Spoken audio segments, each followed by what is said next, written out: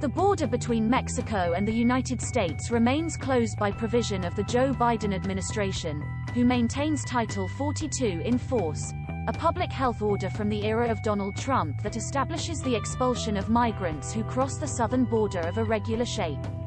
The Vice President for Programs of the Washington Office for Latin America, WOLA, Maureen Meyer, denounced in a contact with Tiempo Latino that Title 42 violates the international right to seek protection in the United States, and there is increasing pressure on the government to reopen the border.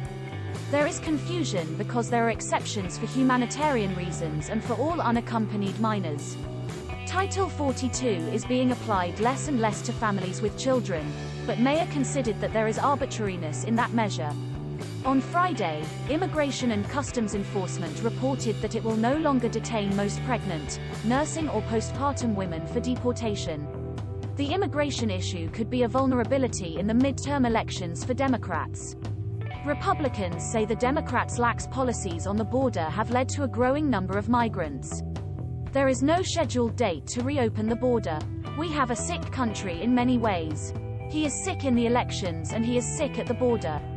And if you don't have good elections and you don't have a strong border, you don't have a country, Trump said June 30th in Weslaco, Texas, during a trip to the border.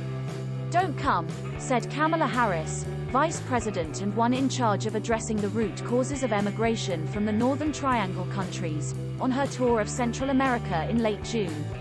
The position led to harsh criticism from Republicans and a wing of Democrats.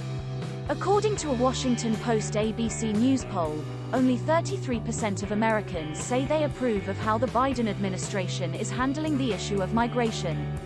51% say they disapprove and 16% overall say they have no opinion.